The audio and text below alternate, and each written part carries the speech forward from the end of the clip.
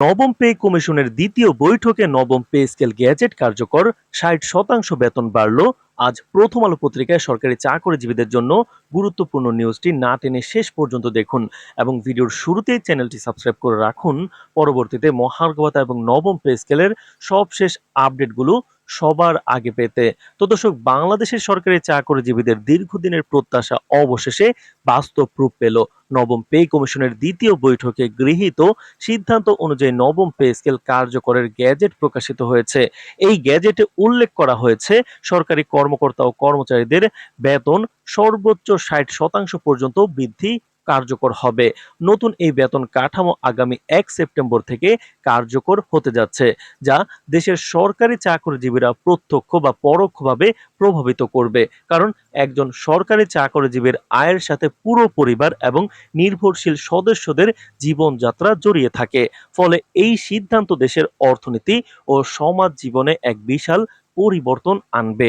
তো দর্শক, নতুন পে স্কেলের সবচেয়ে আলোচিত বিষয় মহার্ঘ ভাতা।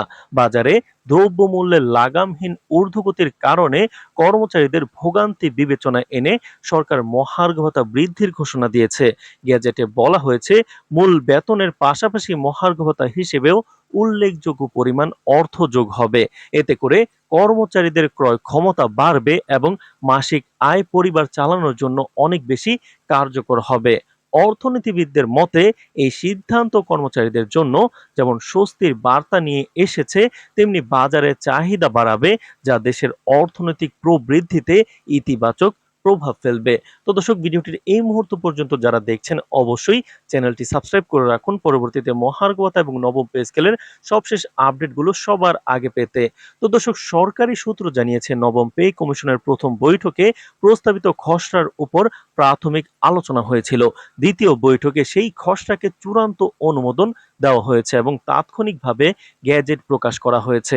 প্রধান উপদেষ্টা ডক্টর ইউনূস বৈঠক শেষে এক সংবাদ সম্মেলনে বলেন, সরকারি কর্মচারীরাই দেশের প্রশাসন, শিক্ষা, স্বাস্থ্য, আইন শৃঙ্খলা রক্ষা ও উন্নয়ন কর্মকাণ্ডের মূল ভিত্তি। তাই তাদের জন্য বাস্তবসম্মত ও যুগোপযোগী বেতন কাঠামো নিশ্চিত করা সরকারের দায়িত্ব। তিনি আশা প্রকাশ করেন, নবম পে স্কেল কার্যকর হওয়ার ফলে কর্মচারীরা আরো উৎসাহ ও আন্তরিকতার সাথে দায়িত্ব পালন করবেন।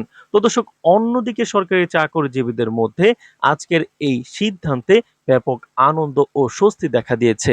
বিশেষ করে নিম্ন ও মধ্য আয়ের কর্মচারীরা দীর্ঘদিন ধরে যে সংগ্রাম করে আসছিলেন, আজকের সিদ্ধান্ত তাদের জন্য এক নতুন আশার আলো নিয়ে এসেছে। অনেকে বলছেন, আগে বেতন পেলেও মাস শেষ হওয়ার আগেই টানাপোড়েনে পড়তে হতো, কিন্তু এখন নতুন কাঠামো কার্যকর হলে সেই চাপ অনেকটাই কমবে। বিভিন্ন সংগঠন ও কর্মচারী সমিতিও সরকারের এই উদ্যোগে সাধুবাদ জানিয়েছেন। তো দর্শক, তবে অর্থনীতিবিদরা এই বিষয়ে কিছু সতর্কতাও দিয়েছেন। তারা মনে করছেন, বেতন ও ভাতা বৃদ্ধির ফলে একদিকে সরকারি কর্মচারীরা উপকৃত হলেও অন্যদিকে বাজারে মুদ্রাস্ফীতি বৃদ্ধির ঝুঁকি রয়েছে। বিশেষ করে বাজারে যদি দ্রব্যমূল্যের উপর নিয়ন্ত্রণ না আনা যায়, তবে সাধারণ মানুষও ভোগান্তিতে পড়তে পারেন। এ বিষয়ে সরকারের পক্ষ থেকে জানানো হয়েছে, বাজার নিয়ন্ত্রণে ভ্রাম্যমাণ টিম সক্রিয় থাকবে এবং প্রয়োজনে নতুন নীতিমালা গ্রহণ করা হবে, যাতে মুদ্রাস্ফীতির প্রভাব নিয়ন্ত্রণে রাখা যায়। বিশ্লেষকরা মনে করছেন, নবম পে স্কেল কার্যকরের মাধ্যমে সরকারি চাকরিজীবীদের জীবনের নতুন অধ্যায় সূচিত হলো।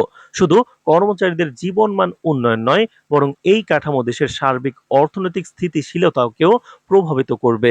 ১৯৭৩ সালের পর থেকে বাংলাদেশের বিভিন্ন সময় পে কমিশন গঠন করে বেতন কাঠামো পরিবর্তন করা হয়েছে।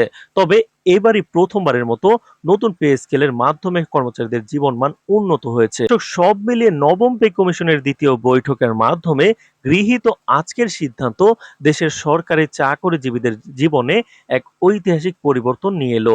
নতুন বেতন কাঠামো ও মহার্ঘ ভাতা শুধু কর্মচারীদের জীবনকে সহজ করবে না, বরং অর্থনীতিতে নতুন গতিশীলতা সৃষ্টি করবে। সাধারণ কর্মচারী থেকে উচ্চপদস্থ কর্মকর্তা সবাই এই কাঠামোর সুফল ভোগ করবেন।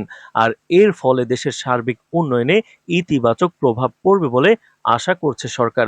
তো দর্শক, মহার্ঘ ভাতা এবং নবম পে স্কেলের পরবর্তী যে কোনো গুরুত্বপূর্ণ আপডেট আমরা জানিয়ে দিব, তাই চ্যানেলটি সাবস্ক্রাইব করে রাখুন। আজ এ পর্যন্তই, ধন্যবাদ।